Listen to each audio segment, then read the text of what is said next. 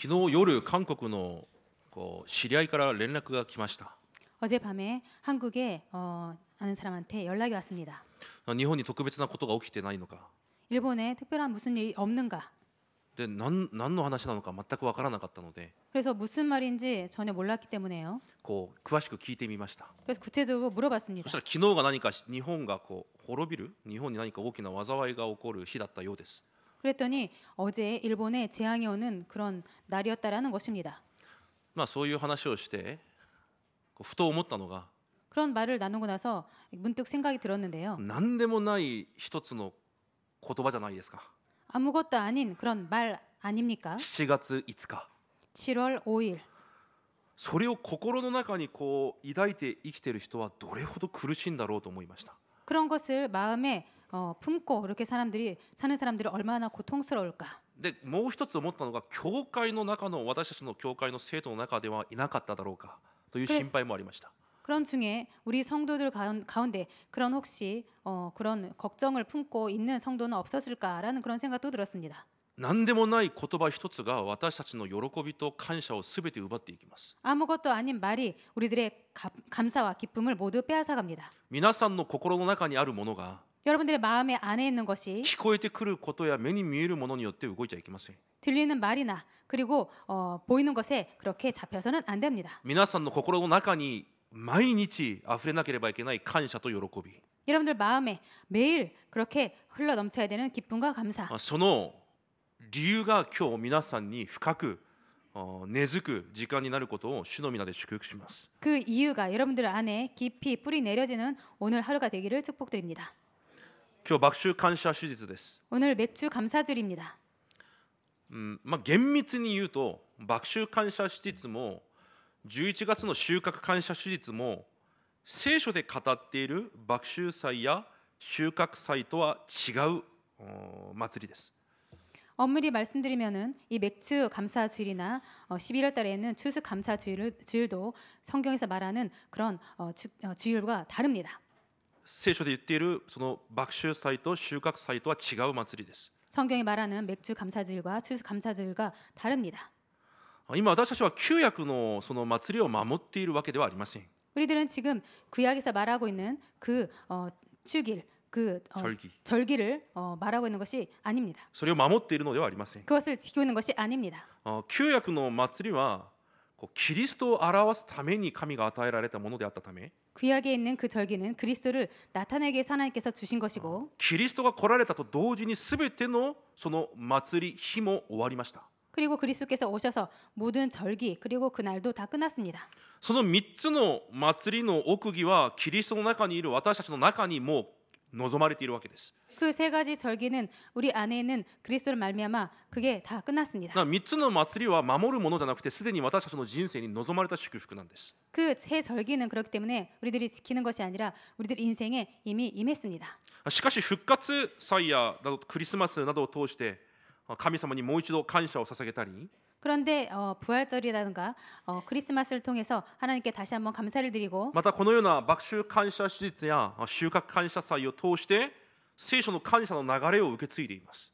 그리고 추수 감사들과 그리고 맥주 감사 주일을 통해서 그 성경에서 말하는 그것을 우리들이 계속 이어가는 その 것입니다. 感謝と信仰の告白を逃さないために私たちが受け継いで守っているわけです。 그 감사와 믿음의 고백을 잊지 않기 위해서 우리들이 이어갑니다. 今この全世界の国の中で世界福音化に最も用いられている国がアメリカと韓国です。 지금 전 세계적으로 세계 복음화에 가장 크게 쓰임 받고 있는 나라가 미국과 한국입니다. 一番多い宣教師を派遣した国であって、 가장 많은 선교사를 보낸 나라이고, 世界各国で福音を伝えているそのような国です。 그리고 세계 각국에서 복음을 전하고 있는 나라입니다. そのような2つの国で作ったこの福音的な文化が麦秋感謝手術と収穫感謝手術です。 그리고 그 두 나라가 만든 복음적인 문화가 맥주 감사주일과 추수 감사주일입니다. 収穫感謝手術はアメリカの地に最初に渡った正教徒たちが 이 추수 감사절이라는 것은 미국에 가장 먼저 간 그 청교도 사람들이 アメリカの地でも神が私たちに穀物を与えられ守ってくださったということを忘れないために 그 미국 땅에서도 하나님께서 우리들을 지켜줬고 그리고 인도하셨다라는 것을 잊지 않기 その 위해서 感謝を忘れないために11月の最後の週に行われます。 그래서 11월 말에 추수감사절로서 지킵니다. 麦秋感謝施設も同じです。 맥주 감사절도 똑같습니다. すべてのものを与えられたというその神の恵みを忘れないために 모든 것을 다 주셨다는 그 하나님의 은혜를 잊지 않기 위해서 最初に収穫した穀物を捧げ神に感謝しながら 처음으로 수확한 그 곡물을 드리면서 하나님께 감사를 드리고 その感謝を逃さないために韓国で作ったそのような祝祭です。 그걸 위해서 그 감사를 놓치게 잊지 않기 위해서 만든 것이 맥주 감사절입니다. なのでその2つの福音の文化が今1年の真ん中と最後に私たちに置かれています。 그렇기 때문에 그 복음의 문화가 이렇게 7월달에 그리고 1년의 마지막에 그렇게 두 가지 절기가 있습니다. 神に感謝を告白し信仰を告白するそのような日です。 하나님께 감사와 믿음을 고백하는 그런 절기입니다. 聖書で語っている創造主に向けた信仰の告白と感謝のその心を受け継いで 그 하나님께 드리는 그 창세전에 창조하신 그 감사를 하나님께 드리는 믿음을 드리고 私たちが今日その感謝を信仰を受け継いで神に感謝を捧げています。 우리들이 그 감사를 이어받아서 지금 우리들이 믿음을 고백하고 있습니다. 聖書に見ると神様は神の民たちに無条件的な感謝を要求されます。 성경을 보는 하나님께서 무조건적인 감사를 요구하고 神 있습니다. の民には無条件的な感謝を要求します。 하나님의 백성들에게 무조건적인 감사를 요구하십니다. 第一テサロニケ5章18節に見ると 데살로니가 전서 5장 18절 보면요. すべてのことに感謝しなさいと言います。 모든 것에 감사라고 말씀하십니다. すべてのことです。 모든 것에. じゃあ私たちがすべてのことに感謝をしているのか 그럼 우리들이 모든 것에 감사하고 있는가? 考えてみると違います。 생각해 보면 아닙니다. コロサイ4章2節に見ると 골로새서 4장 2절 보면요. 感謝の祈りで目覚めていなさいと言われます。 감사의 기도로 눈을 뜨고 있어라라고 말씀하십니다. じゃあ私たちの祈りに求める祈りが多いのか 그럼 우리들의 기도에 구하는 기도가 많은가? それとも感謝の祈りが多いのか 그게 아니면 감사의 기도가 많은가? 不安の言葉不満の言葉が多いのか 불안과 불만의 말이 많은가? それとも感謝の言葉が多いのか 그게 아니면 감사의 말이 많은가? 考えてみればすぐ分かるはずです。 생각해보면 바로 알 것입니다. じゃあなぜ私たちは神が要求される無条件的な感謝ができないのか 그럼 왜 하나님께서 우리들에게 요구하고 계시는 그 무조건적인 감사가 되지 않는가? それを回復しなければいけないんです。 그것을 회복하지 않으면 안 되는 感 것입니다. 謝をしようと言っても3日で終わります。 감사하자라고 해도 3일 만에 다 끝납니다. 違いますか 아닙니까? 私が一生教会で見てきた生徒の姿です。 제가 평생 교회에서 본 성도들의 모습입니다. 感謝感謝言っても3日続きません。 감사 말을 해도 3일 계속 되어지지 じゃ 않습니다. あその感謝の理由を逃しているんです。 그 감사의 이유를 놓치고 있는 것입니다. 守りなさいと言って感謝しなさいって言われたんじゃないんです。 지키라고 해서 감사라고 하신 것이 아닙니다. 感謝するしかない理由を与えたからなんです。 감사할 수밖에 없는 이유를 주셨기 때문입니다. 神が与えられた無条件的な感謝の理由 하나님께 주신 무조건적인 그 감사의 이유. それを私たちが回復しなければいけないんです。 이것을 우리들이 회복하지 않으면 안 되는 것입니다. その理由は世の人には該当しません。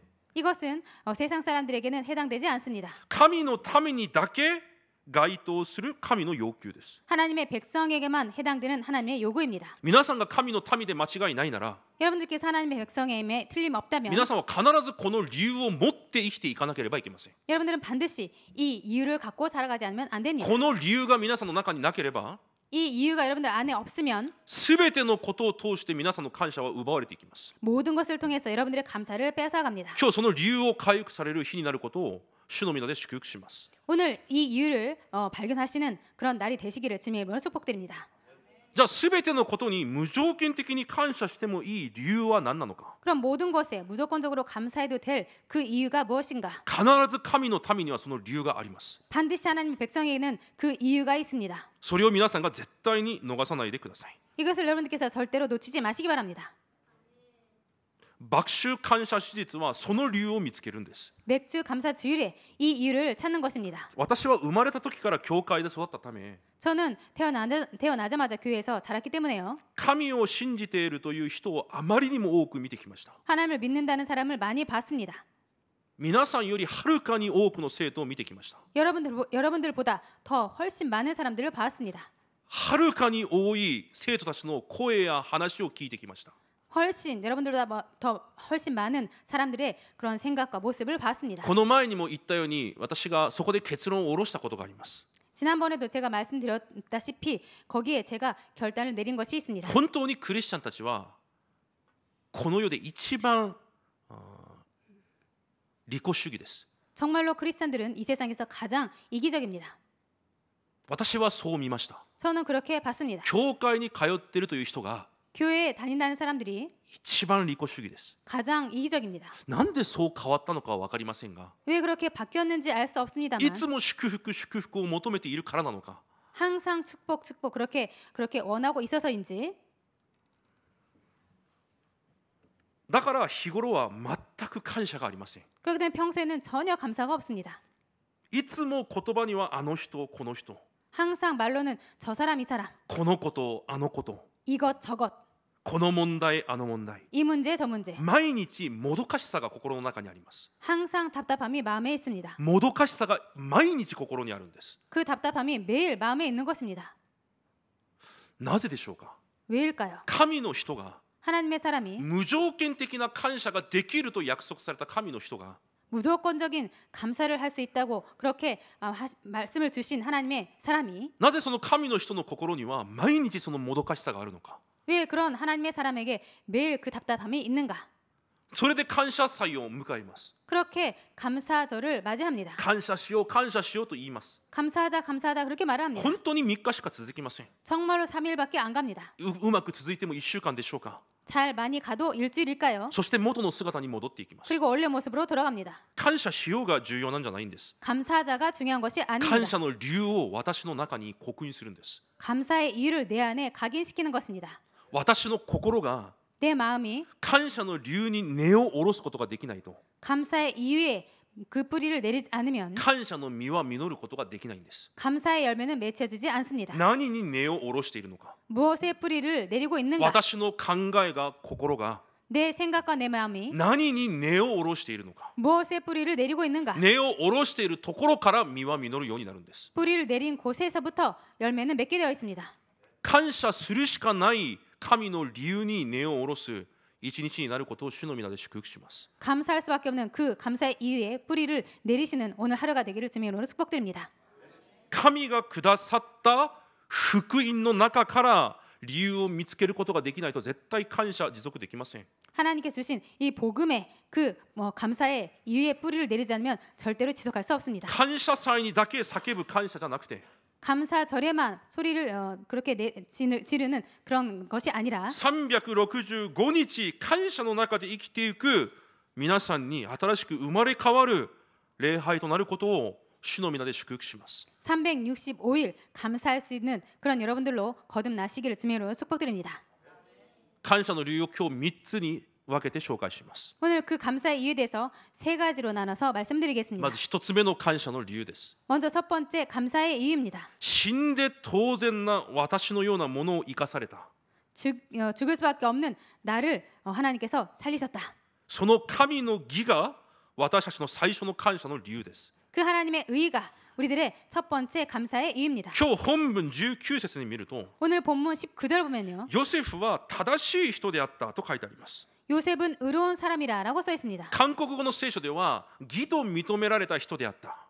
한국 성경에는 의로운 자로 인정받았다. 日本の聖書では正しい人であったと書いてあります。 일본어 성경에는 바른 사람이었다. 이렇게 써 있습니다. 同じ言葉です。 똑같은 말입니다.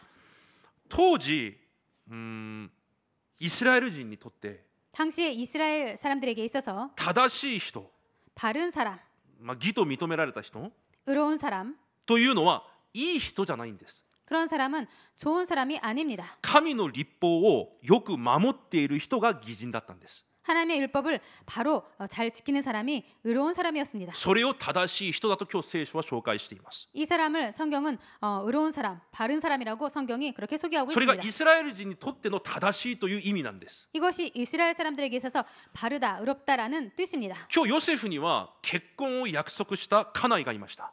오늘 요셉에게는 결혼을 약속한 약혼녀가 있었습니다. それがマリアです。그 사람이 마리아입니다. イスラエルは結婚式を2回します。 이스라엘 사람들은 결혼식을 2번 올립니다. 最初に結婚を約束します。 먼저 결혼을 약속합니다. その時から結婚したことになります。 그날부터 결혼한 것이 됩니다. 夫婦として確定をし申告をします。 부부로서 확정시키고 그렇게 신고를 합니다. そしてから夫になる人が1年間自分の家に帰ります。 그리고 나서 그 남편 된 사람이 자신의 집으로 돌아갑니다. そして一緒に暮らす家を準備し、 그리고 자기의 같이 살 집을 준비합니다. 今から一生かけて一緒に暮らしていくための準備を1年間します。 앞으로 같이 평생 살아갈 그 집을 1년 동안 준비합니다. 新婦はいつ戻ってくるかわからないその新郎を待ちながら、 그리고 나서 신부는 언제 올지 모를 그 신랑을 기다리면서 自分も新婦として十分な準備をします。 자신도 신부로서 충분한 준비를 そ 합니다. して新郎が自分を迎えに来ると、 그리고 신랑이 자신을 맞이하러 올 때 すぐさまその新郎と共に家から出ていきます。 바로 그 신랑과 함께 자신의 집을 떠납니다. これがイスラエルの結婚文化です。 이것이 이스라엘 사람들의 결혼 문화입니다. 知らなくてもいいんですけど、 몰라도 됩니다만 この文化を理解してこそイエス様の言葉も理解できるようになります。 이 문화를 이해해야지 예수님께서 말씀하신 것을 이해하기 쉽게 イ 됩니다. エス様が昇天なさるときにこう言われました。 예수님께서 승천하실 때 이렇게 말씀하셨습니다. 新郎としてあなた方の住まいを天に準備しに行くと。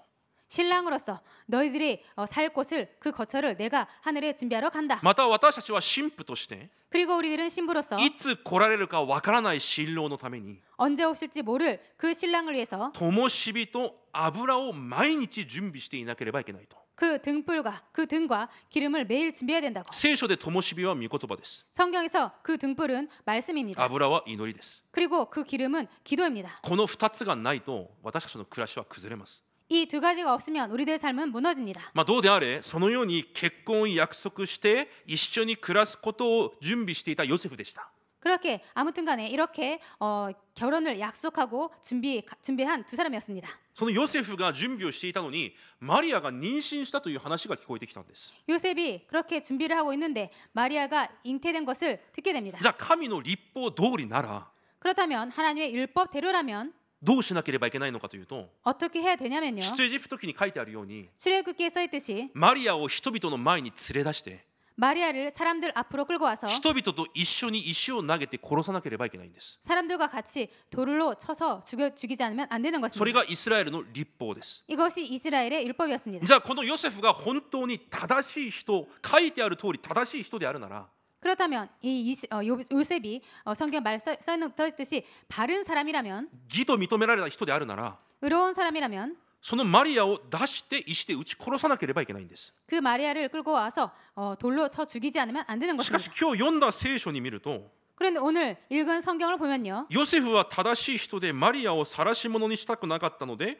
密かに離縁しようと思ったと書いてあります。 요셉은 의로운 사람이라 그를 드러내지 아니하고 가만히 끊고자 하여라고 써 있습니다. じゃあ彼は正しい人じゃないんですよ。 그렇다면 그 사람은 바른 사람이 의로운 사람이 아닌 じゃあ 것입니다. なぜ聖書は彼に正しい人だと言ったのか。 그렇다면 왜 요셉을 의로운 사람이라고 말했는가? 聖書で言っている正しさ、義というのはそういうものじゃないということです。 성경이 말하고 있는 바른 의라는 것은 그런 것이 아니라는 神 것입니다. の義は私たちを殺す義ではないということです。 하나님의 의는 우리들을 죽이는 의가 아니라는 だ 것입니다. からマタイ5章20節でこのようにマタイが言います。 그렇기 때문에 마태복음 5장 20절에 마태가 이렇게 말합니다. このように書きます。 이렇게 씁니다. あなた方の義が律法学者やパリサイ人の義に勝っていなければあなた方は決して天の御国に入れません。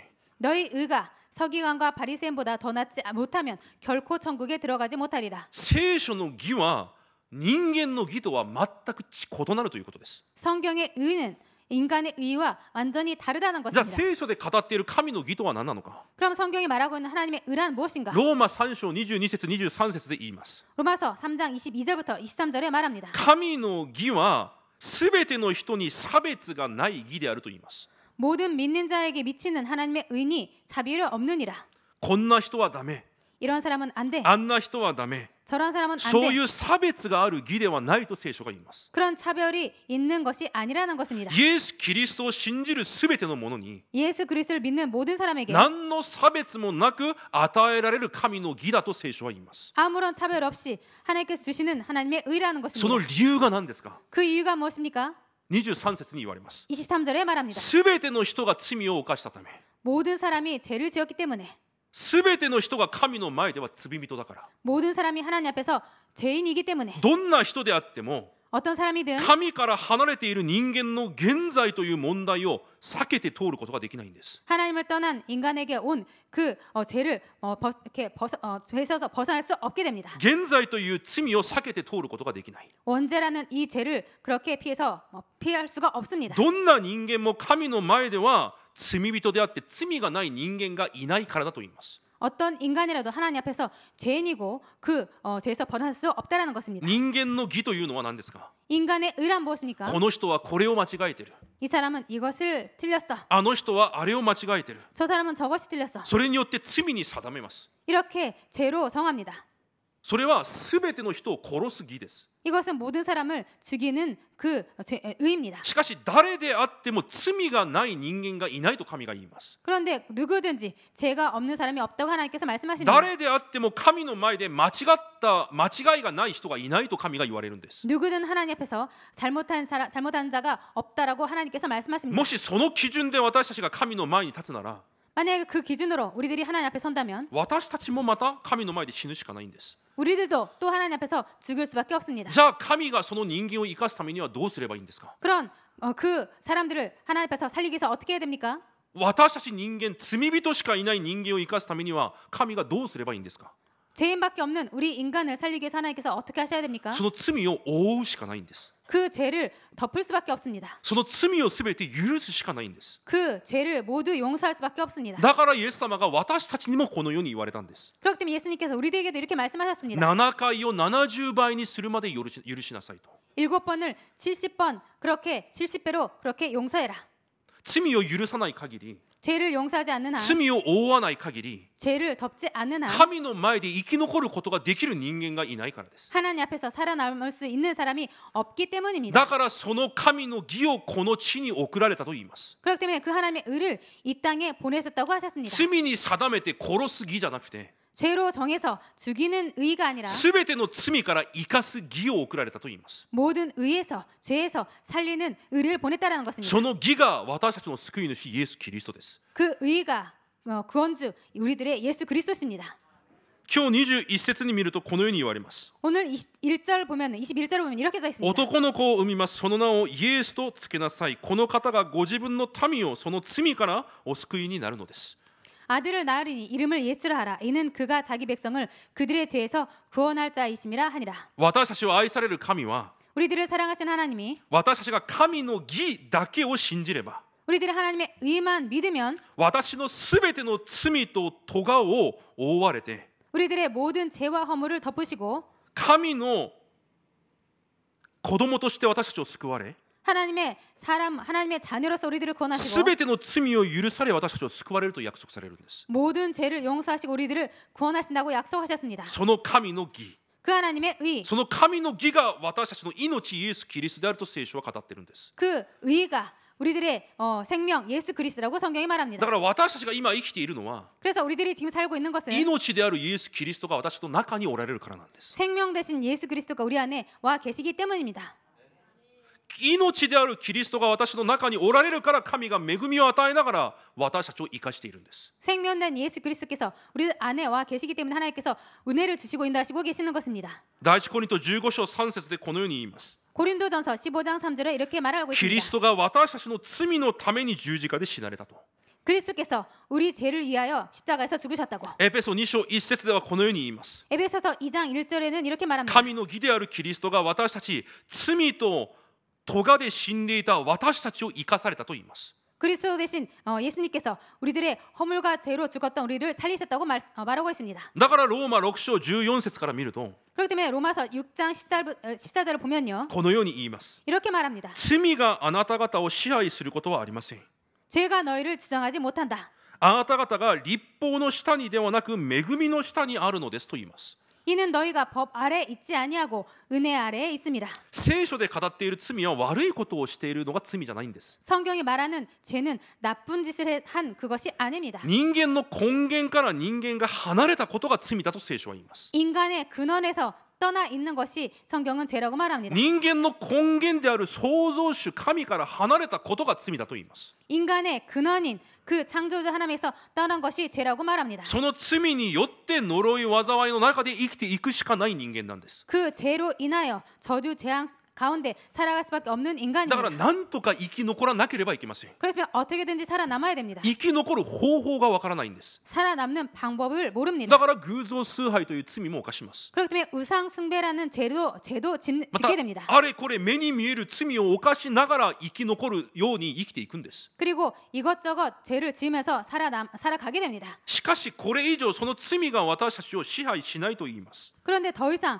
그 죄가 그 법 아래 있지 않는다고 말을 そ 하십니다. の罪が私たちを支配しないと言います。 그 죄가 우리들을 주장하지 않는다고 하십니다. あなた方が神の恵みの下にいるから神の恵みがあなた方の人生を支配すると言います。 너희들이 하나님의 은혜 아래에 있기 때문에 그 은혜가 너희들을 지배한다고 말하십니다. 神の恵みが私たちから一瞬も離れないということです。 하나님의 은혜가 우리들에게서 한순간도 떠나지 않는다고 하십니다. 罪のもとにいるものは全てが災いになるように 그 죄 아래에 있는 자는 모든 것이 재앙이듯이 神の恵みのもとにいるものは全てが神の恵みになるんです。 하나님의 은혜 아래에 있는 자는 모든 것이 하나님의 은혜입니다. じゃあ罪を犯しながら生きてもいいんですか？ 그럼 죄를 지으면서 살아도 됩니까? そうではないと続けてパウロが言います。 그것이 아니라고 바울이 계속해서 말합니다. 本当に神の義であるイエス・キリストを信じる者は 정말로 하나님의 의인 예수 그리스도를 믿는 자는 罪のしもべではなく 죄의 종이 아니라 義の奴隷として生きるようになったと言います。 의의 노예로서 살아가게 된다고 말합니다. だから私たちの弱さ足りなさ 그렇기 때문에 우리들의 연약함과 부족함 神の前で祈りで出ていくなら 그것을 하나님 앞에 기도로 나간다면 神は恵みを私たちに与えられるということです。 하나님은 은혜를 우리들에게 주신다고 もし 말씀하십니다. 私たちが暮らしながら罪を犯したんであれば 만약에 우리들이 삶 속에서 죄를 지었다면 もう一度悔い改めて神の前に立つと 다시 한번 회개하고 하나님 앞에 서면 神はもっと大きな恵みで私たちを変えられると約束されます。 하나님은 더 큰 은혜로 우리들을 바꾸신다고 말씀하십니다. 誰か周りの誰かが罪を犯しましたか？ 주변에 누군가가 죄를 지었습니까? 私たちは義のしもべであるため 우리들은 의의 종이기 때문에 その人を許し 그 사람을 용서하고 その人のために祈ってあげれば 그 사람을 위해서 기도한다면 もっと大きな神の恵みがその人に望むと約束されます。 더 큰 은혜가 그 사람에게 임한다고 말씀하십니다. 死んで当然であった私 죽어서 당연한 우리들 そんな私に望まれた神の義 그런 우리들에게 임한 하나님의 의 24時間 24시간 私の罪 우리들의 죄 私の弱さよりも 우리들의 は 연약함보다도 るかに大きなキリストの恵みが 더 훨씬 큰 하나님의 은혜가 私たちを覆っているというその神の子供 우리들을 덮고 있다는 그 하나님의 자녀 神の子供として生きていくことができるようにされた神の義 하나님의 자녀로 살아갈 수 있도록 하신 하나님의 의 それが皆さんの24の感謝の理由になることを主の皆で祝福します。 이것이 여러분들의 살아가는 감사의 이유가 되시기를 주님의 이름으로 축복드립니다. 私が誰なのかを知らない者 내가 누군지 모르는 사람 神が与えられた福音が何なのかを知らない者 하나님께 주신 복음이 무엇인지 모르는 사람 神の恵みがどれほど表すことがない大きな恵みであるのかを知らない者 하나님께 주신 은혜가 말로 형용할 수 없을 만큼 큰 은혜임을 모르는 사람 は感謝することが絶対できません。 그런 사람은 절대로 감사할 수 없습니다. 何を持っているのかがわからないから 무엇을 갖고 있는지 모르기 때문에 自分にあるものが何なのかわからないから 자신이 갖고 있는 것이 무엇인지 모르기 때문에 感謝するものがないんです。 감사할 것이 없습니다. だから目に見えてくることによって反応します。 그렇기 때문에 눈에 보이는 것으로 반응합니다. 皆さんはそのようなもので反応しないでください。 여러분들은 그런 것에 반응하지 마시기 바랍니다. 神が皆さんに与えられた絶対的な感謝の理由 하나님께서 여러분들에게 주신 절대적인 감사 救いが皆さんの24の感謝の理由となることを主の皆で祝福します。 그 구원이 여러분들의 이사의 그 감사가 되시기를 주님의 이름으로 축복드립니다. 2つ目の感謝の理由です。 두 번째 감사 이유입니다. 私と永遠に共におられるというその約束 우리들과 영원히 함께 하신다는 그 하나님의 약속 その神の愛 그 하나님의 사랑 インマヌエルが私の感謝の理由です。 임마누엘이 우리들의 감사의 이유입니다. 皆さん本当にインマヌエルが皆さんの感謝の理由ですか？ 여러분들 정말로 임마누엘이 여러분들의 감사의 이유입니까? そのように生きてください。 그렇게 살아가시기 바랍니다. インマヌエルが唯一の皆さんの感謝の理由となるように 임마누엘이 여러분들의 유일한 감사의 이유가 되도록 どんな心配も恐れも 그 어떤 걱정과 염려도 どんな不満や不栄も 그 어떤 불만과 불평도 すべてを覆うしかないインマヌエルの祝福 모든 것을 덮을 수밖에 없는 임마누엘의 축복. それが皆さんの感謝の理由になることを主の御名で祝福します 이것이 여러분들의 감사의 이유가 되기를 주님의 이름으로 축복드립니다. 今日23節に言われます 오늘 23절에 말합니다. 身を処女が身ごもっているそして男の子を産むその名はインマヌエルと呼ばれるそれは訳すと神が私たちと共におられるという意味である 보라 처녀가 잉태의 아들을 낳을 것이요 그의 이름은 임마누엘이라 하리라 하셨으니 이를 번역한즉 하나님이 우리와 함께 계시다 함이라. イエス・キリストが私たちの救い主として来られた同時に 예수 그리스도께서 우리들의 구원주로 오심과 동시에 救いを受けた者に与えられた祝福がインマヌエルです 구원받은 자에게 주신 축복이 임마누엘의 축복입니다. イエス・キリストを受け入れた神の子供たちに 예수 그리스도를 영접한 하나님의 자녀들에게 インマヌエルとして共におられると約束されます 임마누엘로 함께 하신다고 약속하셨습니다. 神が創造主が私たちと共におられると約束されます 하나님께서 창조주께서 우리들과 함께 하신다고 약속하셨습니다. このインマヌエルの祝福が 이 임마누엘의 축복이 義として認められた者たちに神が与えられた永遠の祝福なんです 의로운 자에게 하나님께 주신 영원한 하나님의 축복입니다. その永遠の祝福が皆さんの感謝の理由になってください 이 영원한 축복이 여러분들의 감사의 이유가 되기를 원합니다. そうならない限り 그렇게 되지 않는 한 皆さんはまた1時間後2時間後感謝の理由がなくなってしまいます 여러분들은 다시 또 1시간, 2시간 뒤에 감사가 없어지게 됩니다. 感謝できないことしか見えないからです 감사를 못하는 것만 보이기 때문입니다. 神が皆さんに感謝を要求されたのは 하나님께서 여러분들에게 감사를 요구하신 것은 皆さんの中に置かれたものゆえに感謝を要求されたんです 여러분들 안에 있는 것 때문에 그렇게 감사를 요구한 そ 것입니다. の祝福ゆえに感謝を要求されたんです 그 축복 때문에 여러분들에게 감사를 요구하십니다. 感謝を外から探さないでください 감사를 밖에서 찾지 마시기 바랍니다. 皆さんと共におられる神が皆さんの感謝の理由となることを主の皆で祝福します 여러분들과 함께 계시는 그 하나님이 여러분들의 감사의 이유가 되시기를 주님의 이름으로 축복드립니다. 私は神の御言葉を信じます 저는 하나님의 말씀을 믿습니다. だから私と共におられる神はこのような神です 그렇기 때문에 저와 함께 계시는 이러한 하나님이십니다. 民数記6章です 민수기 6장입니다. 週報に書いておきましたので共に読んでいきましょ 주보에서 나왔기 때문에요. 같이 읽도록 う 하겠습니다. 24節から26節 24절부터 26절까지입니다. 私が読みますので皆さんは心で読んでください 제가 읽겠습니다. 여러분들은 마음으로 읽으시기 바랍니다. 心に刻んでください 마음에 새기시기 바랍니다. 主があなたを祝福しあなたを守られますように主が御顔をあなたに照らしあなたを恵まれますように主が御顔をあなたに向けあなたに平安を与えられますように私が信じている神はこんな神なんです 제가 믿고 있는 하나님이 이런 하나님이십니다. 私を照らすことを願われ 나를 비추시기를 원하시고 私に恵みを与えられることを願われている神 나에게 은혜 베푸시기를 원하시는 하나님.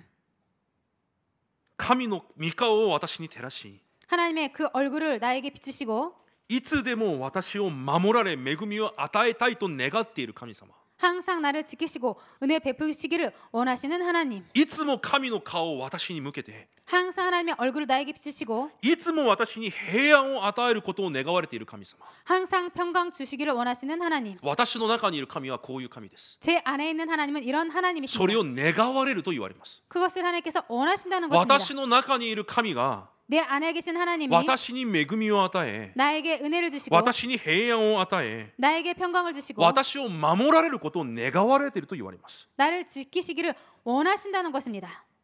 それが私と共におられる神です 이분이 나와 함께 계신 하나님이십니다. 私と共にいる神をちょっと紹介しました 제 안에 계신 하나님을 소개했습니다. じゃあ皆さんと共にいる神様を私に紹介してみてください 그렇다면 여러분 안에 계신 하나님을 저에게 소개해 주시기 바랍니다. どのような神ですか 어떤 하나님이십니까? 皆さんが毎日交わっている神はどのような神ですか 여러분께서 매일 만나고 계신 하나님은 어떤 하나님이십니까? もし同じようにこのような神であるなら 혹시나 똑같이 이런 하나님이시라면 いやこの聖書の御言葉が私だけじゃなく皆さんにも与えられた神の約束で間違いないなら 이 성경이 저에게만 주신 성경이 아니라 여러분들에게 주시고 약속하신 그분이시라면 同じ神が皆さんの中にいると私は信じています 똑같은 하나님께서 여러분 안에 계심을 믿습니다. その方が皆さんの感謝の理由になってください。 이 하나님께서 여러분들의 감사의 이유가 되기를 원합니다.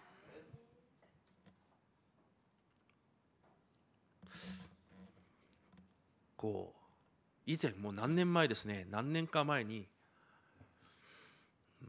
こう通訳をしている秋子宣教師と2人で少しお話をしたことがあります。 몇 년 전에요. 통역했었던 아키코 선교사와 함께 얘기를 나눈 적이 있습니다. 何かこう年配の長老たちや年配の牧師たちと一緒に話していた時間があったんですよ。 그렇게 나이 드신 장로님들 그리고 목사님들과 같이 얘기를 나누는 시간이 있었습니다. もちろん大事な話です。 물론 중요한 で 말씀이었습니다. も全部不満不平でした。 그런데 전부 불평 불만이었습니다. でそれが終わって出てきたんです。 그리고 그 얘기를 나누고 같이 나왔습니다. で秋子宣教師と2人で駅に向かって歩いていました。 그리고 나서 그 아키코 선교사님이랑 같이 역으로 향해 걸어갔습니다. で私が秋子宣教師が何なんだろうねってこう言ってたわけですよ。 그래서 그 아키코 선교사님이 도대체 뭐지? 이렇게 저에게 말을 で 한 私はこう言い 것입니다. ました。 그래서 제가 이렇게 말씀을 드렸습니다. どうせ何年かすればみんな死ぬよ。 어차피 몇 년 지나면 다 돌아가셔. だからそんなに気にしなくていいと思う。 그렇기 때문에 별로 그렇게 신경 안 써도 괜찮아. 怖い話のように聞こえますが、 무서운 말인 것처럼 보이지만 何が言いたいのかというと、 무슨 말씀을 드리고 싶냐면요. 私は時間が過ぎれば変わることに心を置きません。 저는 시간이 지나면은 바뀔 것에 마음을 두지 않습니다. 私は時間が過ぎればなくなることに私の思いを奪われたくありません。 저는 시간이 지나면 없어질 것에 제 마음을 뺏기기를 원하지 않습니다. なぜなら永遠に成し遂げると約束された神の約束があるからです。 왜냐하면 영원히 이루신다고 하신 하나님의 약속이 있기 때문입니다. 神が私たちに与えられたインマヌエルの約束が 하나님께서 우리에게 주신 임마누엘 약속이 皆さんの思いを満たす唯一の約束になることを主の皆で祝福します。 여러분들의 마음을 생각을 채우시는 유일한 약속이 되기를 원합니다. 私を守ることを願われる神様、 나를 지키시기를 원하시는 하나님, 私に恵みを注ぐことを願われる神様、 나에게 은혜를 베푸시기를 원하시는 하나님, 私に平安を与えることを願われる神様、 나에게 평강 주시기를 원하시는 하나님. その神が24時間私と共におられると約束されます。 그 하나님께서 24시간 우리와 함께 하신다고 약속하셨습니다. 私の目に違うと思うところでも、 내 눈에 아니라고 생각되어지는 것이라도 私の心に間違ってると思えるそのような場所でも、 내 눈에 내 생각에 틀리다고 생각되는 그런 장소라도 この神は私を一瞬たりとも離れることなく、 이 하나님은 나를 한순간도 떠나지 않으시고 私の人生を完璧に導かれると約束されます。 내 인생을 완벽하게 인도하신다고 약속하셨습니다. 何が足りないんですか？ 무엇이 부족합니까? だからダビデが言ったじゃないですか。 그렇기 때문에 다윗이 말하지 않았습니까? 詩編23編に、 시편 23편에 主が私の羊飼い、私に乏しいことはありません。 여호와께서 나의 목자시니 내게 부족함이 없으리로다. 23章6節にこのように告白します。 23장 23절 23장 23편 6절에 이렇게 고백합니다. 誠に私の命の日の限り、神の慈しみと恵みが私を追ってくるでしょう。 내 평생의 선하심과 인자심이 반드시 나를 따르리니 내가 여호와의 집에 영원히 살리로다. それが皆さんの人生です。 이것이 여러분들의 ど 인생입니다. こにいても、 어디에 ど 있든 んな状況に置かれていても、 어떤 상황에 놓여 있든 神の恵みと慈しみが追ってくるしかない人生。 그 하나님의 인자심과 선하심이 여러분들을 따를 수밖에 없는 인생. なぜですか？ 왜입니까? 私の中にその神がおられるから。 내 안에 그 하나님께서 함께 하시기 때문에 感謝を奪われないでください。 감사를 빼앗기지 마시기 바랍니다. 口からわざわざ感謝感謝言わなくても現れます。 입으로 일부러 감사 그렇게 말을 안 해도 나타나게 되어 本 있습니다. 当に感謝しているものは現れるんですよ。 정말로 감사하는 자는 나타나게 되어 있습니다. 皆さんそのような人になることを主の皆で祝福します。 여러분들 그러한 자가 되시기를 주님의 이름으로 축복드립니다. 本当にこの感謝があふれるものは 정말로 이런 감사가 흘러 넘치는 자는 なくなっていくもので揺れません。 없어지는 것에 흔들리지 않습니다. 時間が過ぎれば変わることで揺れません。 시간이 지나면 없어지는 것에 바꿔지는 것에 흔들리지 않습니다. なぜ？ 왜입니까? 私の人生の羊飼いが創造主神だから。 내 인생의 목자가 창조주 하나님이시기 때문에 私たちの人生には 우리들의 인생에는 合ってる間違ってるが重要なんじゃないんです。 맞다 틀리다가 중요하지 않습니다. あるないが重要なんじゃないんです。 있다 없다가 중요한 것이 아닙니다. 私に恵みを与えたいという神が私と共におられるというその約束、 나에게 은혜를 베푸시기를 원하시는 하나님께서 나와 함께 계신다는 것, それだけが重要です。 이것만이 중요합니다. その言葉だけが永遠に変わらないから。 이 말씀만이 영원히 바뀌지 않기 때문에 人はみんな変わります。 사람은 모두 바뀝니다. 私の家内に聞いてみてください。 제 아내에게 물어보시기 바랍니다. 私は人を信じないし、人に影響も受けません。 저는 사람을 믿지도 않고 사람의 영향도 받지 않습니다. 皆さん誰に影響を受けてますか？ 여러분은 누구의 영향을 받습니까? 何の問題に影響を受けてますか？ 그 어떤 문제에 영향을 받습니까? 神の言葉が皆さんの心を満たす唯一の皆さんの影響力になることを主の皆で祝福します。 하나님의 말씀만이 여러분들의 마음을 채우는 그리고 영향을 주는 것이 되시기를 주님의 이름으로 축복드립니다. 神の言葉で全てを見るんです。 하나님의 말씀으로 모든 것을 보는 것입니다. 私の基準、 나의 기준, 私の判断、 내 판단, 私の計算で考えてみるから感謝ができないんです。 내 계산으로 판단하고 보기 때문에 감사가 안 되는 것입니다. 神の基準で見るんです。 하나님의 기준으로 보는 神の 것입니다. 基準、インマヌエル。 하나님의 기준 임마누엘.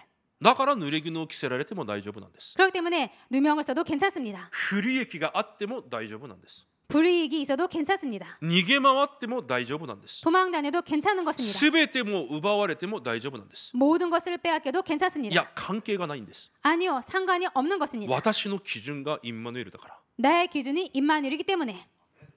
第一テサロニケ5章10節。 데살로니가 전서 5장 10절. 私たちが目を覚ましていても眠っていても主と共に生きるようになるために私たちを救われたと約束します。 우리로 하여금 깨어 있든지 자든지 자기와 함께 살게 하려고 우리를 구원하셨다는 것입니다. だから私はいつもそう考えて生きています。 그렇기 때문에 저는 항상 그렇게 생각하며 살고 私 있습니다. に永遠なものは私と共におられる神以外にない。 나에게 영원한 것은 나와 함께 계시는 하나님 외엔 없다. 私はいつもそう考えて生きています。 저는 항상 그렇게 생각하면서 살고 本 있습니다. 当です。 정말로 그렇습니다. 私が考えているこのすべては 제가 생각하는 이 모든 結 것은 局なくなるものなんです。 결국엔 없어지는 結 것들입니다. 局変わるものなんです。 결국 바뀌어지는 ま 것입니다. た神が与える時もあれば奪っていく時もあるものなんです。 그리고 하나님께서 주실 때도 있고 빼앗아 가실 때도 있습니다. そんなものに私たちの心を置かないでください。 그런 것들에 저희들의 마음을 두지 마시기 바랍니다. 永遠に変わることがない神の約束、 영원히 바뀌지 않는 하나님의 약속. そこに皆さんの心を置いてください。 거기에 여러분들의 마음을 놓으시기 바랍니다. インマヌエルの約束が皆さんの中に永遠な感謝の理由となることを主の皆で祝福します。 하나님의 그 약속하신 임마누엘이 여러분들의 영원한 그 감사의 이유가 되시기를 주님의 이름으로 축복드립니다.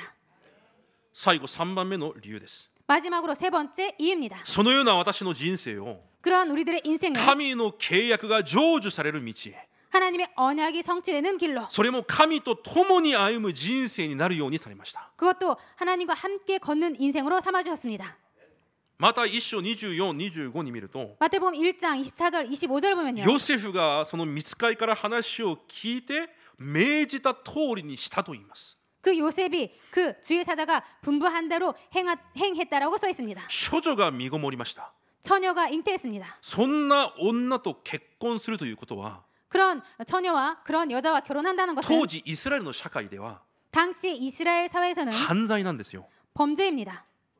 ヨセフは自分の人生をかけることであって 요셉은 자신의 인생을 거는 것이었고 自分も一緒に殺されるしかないことだったんです。 자신도 함께 죽을 수밖에 없는 것이었습니다. 常識的に話にならないことなんです。 상식적으로 말이 안 되는 것이었습니다. その恐れの道、 그런 두려움의 길. しかしヨセフは神が与えられた契約一つ握って 그런데 요셉은 하나님께서 주신 그 언약 하나로 契約成就のために歩いていきます。 언약 성취를 위해서 걸어갔습니다. 御使いが言いますね。 사자가 말하죠. ダビデの子ヨセフよ。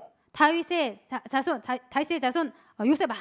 ヨセフがダビデの子孫なんです。 요셉이 다윗의 자손인 そ 것입니다. のヨセフがマリアと結婚したことによって 그 마리아가 요셉과 결혼함으로 旧約で予言されてきたアブラハムの子孫、ダビデの子孫、 구약에서 예언한 아브라함의 자손, 다윗의 자손. その通りイエス・キリストが来られることになったんです。 그 말대로 예수님께서 오시게 되는 것입니다. ヨセフのその契約の握って歩んでいったその道によって그 요셉이 언약을 붙잡고 걸어간 그것으로 말미암아 旧約のダビデの子孫という契約が成就されます。 그 구약의 다윗의 자손이라는 그 언약이 じ 성취됩니다. ゃあ処女として身ごもったマリアはどうですか？ 그럼 처녀의 몸으로 잉태한 마리아는 어떻게 됩니까? どれほど恐ろしかったでしょうか？ 얼마만큼 무서웠을까요? 当時は死ぬんですよ。 당신은 죽는 것입니다. バレたら死ぬんです。 들통나면 죽는 것입니다.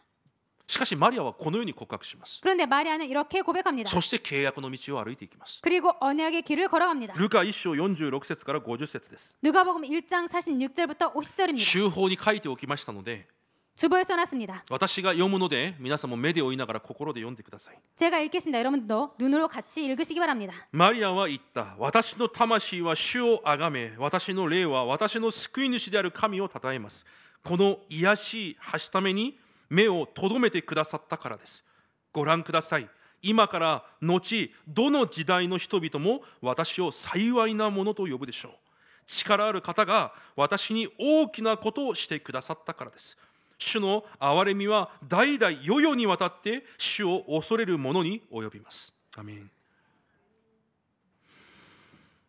人たちの目にはその道は危険な道です。 사람들의 눈에는 그 길은 위험한 길입니다. 非常識的な道です。 비상식적인 길입니다. 計算に合わない選択なんです。 계산이 맞지 않는 선택입니다. 話にもならないことです。 말도 안 되는 것입니다. しかしマリアの目にはそう見えません。 그런데 마리아 눈에는 그렇게 보이지 않습니다. 永遠に自分の人生に祝福となること。 영원히 자신의 인생에 축복이 되는 것. 多くの人々が私を見ながら栄光を褒めたたえるようなこと。 많은 사람들이 자신을 보고 영광을 그렇게 찬양하는 것. 神が私に今行っておられる神の大きなこと。 하나님께서 나에게 지금 하시고 계시는 하나님의 그 영원한 것. マリアはそのように告白します。 마리아는 이렇게 고백하는 것입니다. 人の目には不可能なことなんです。 사람의 눈에는 불가능한 것처럼 話 보입니다. にもならないこと。 말이 안 되는 것. しかしマリアの目は違います。 그런데 마리아 눈에는 私の 달랐습니다. 後代たちに 우리들의 후대에게 私が永遠の栄光になること。 내가 영원한 영광이 되는 것. 神が今なしておられる大きなことだ。 하나님께서 지금 하시고 계시는 큰 일이시다.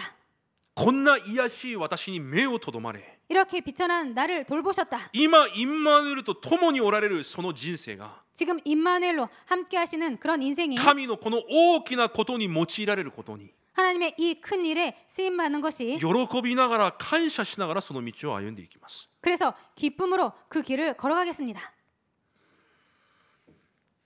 今も神は私たちを通して大きなことを成し遂げようと願われています。 하나님은 지금도 우리들에게 그 큰 일을 이루시기를 원하시고 계십니다.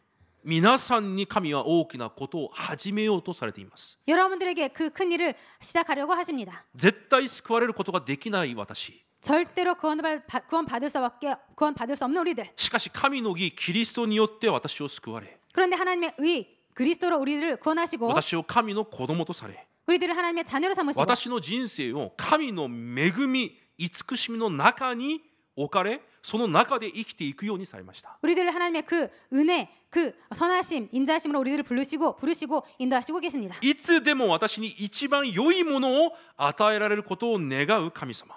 그리고 항상 가장 좋은 것을 주시기를 원하시는 그 하나님. その神が24時間インマヌエルで私と共におられると約束されます。 그 하나님께서 24시간 임마누엘로 함께 하신다고 약속하십니다. だとしたら私の人生が 그렇다면 우리들의 인생이 本当にそうであるなら私の人生が 정말로 그렇다면 우리들의 인생이 神が私を通してされようとしているその大きなこと 하나님께서 우리를 통해서 하시고자 하시는 그 큰 일, 後代に至るまで栄光になるしかないその大きなこと 후대에 이르기까지 영광이 될 수밖에 없는 그 큰 일, そのことのために喜びと感謝を持って歩いていく皆さんの人生となることを主の皆で祝福します。 그 큰 일을 위해서 기쁨과 감사로 걸어가신 여러분 되시기를 주님의 이름으로 축복드립니다. 結論です。 결론입니다. 今週の祈りの集中です。 이번 주 기도 집중입니다. 祈りの集中4番目。 기도 집중 네 번째입니다. 聖書には予言されています。 성경에는 예언되어 있습니다. この最後の時代、多くの生徒は 이 말세에 많은 성도들은 見かけは経験であっても経験の力を否定すると言います。 경건의 모양은 있으나 경건의 능력은 부인한다고 말합니다. すべてのほとんどの生徒がそうであると聖書は予言しています。 거의 모든 성도가 그렇다고 성경이 예언하고 だから 있습니다. 私はこのような生徒たちをたくさん見てきましたが、 그래서 저는 이러한 성도들을 많이 봤습니다만 別に心には留めません。 별로 그렇게 마음에 두지 않습니다. 聖書に予言されていることなので。 성경에 예언되어 있기 때문입니다. でも私は皆さんがこのような生徒になることは願いません。 그렇지만 저는 여러분들께서 이러한 성도가 되기를 원하지 経 않습니다. 験の姿はあっても経験の力がない生徒。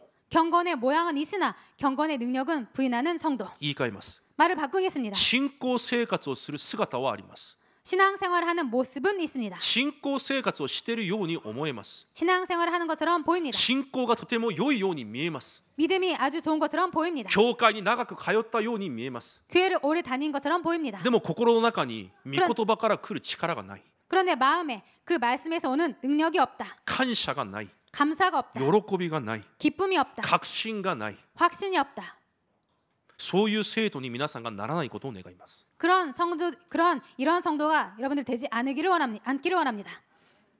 姿じゃないんです。 모양이 아닙니다. あの人は信仰が良さそうだ。 아, 저 사람은 믿음이 좋은 것 같다.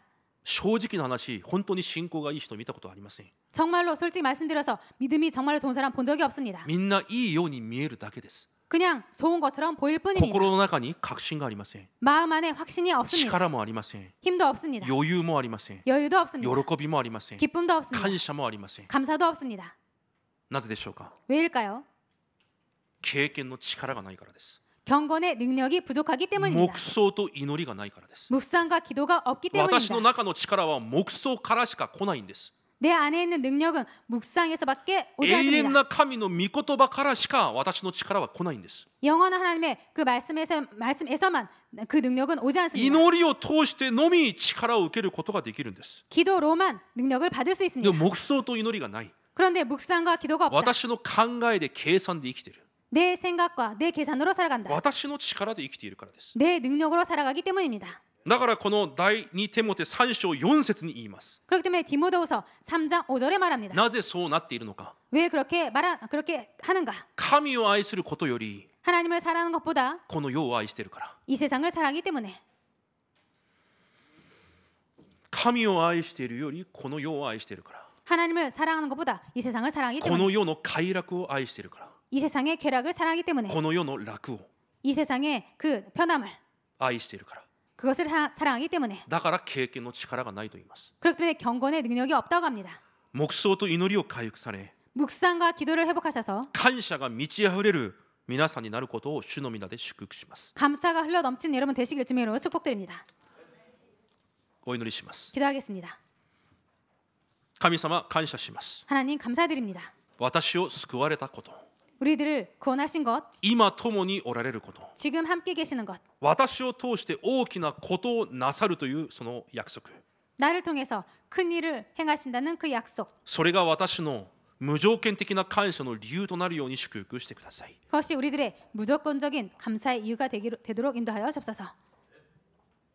時間が過ぎて変わるものに、 시간이 지나면 변하는 것에, またなくなるものに、 그리고 없어지는 것에, 何でもないことに 아무것도 아닌 것에 心を奪われるような 마음을 빼앗기는 것 같은 そのような弱い生徒ではなく、 그러한 연약한 성도가 아니라 神が与えられた誠の力、 하나님께 주신 참 능력, 喜びと感謝、 기쁨과 감사, その平安があふれる生徒となるように主が祝福してください。 그 평강이 흘러 넘치는 성도가 되도록 축복하여 주옵소서. 感謝しイエス・キリストの皆でお祈りいたします。 감사드리며 예수 그리스도 이름으로 기도드립니다. 아멘.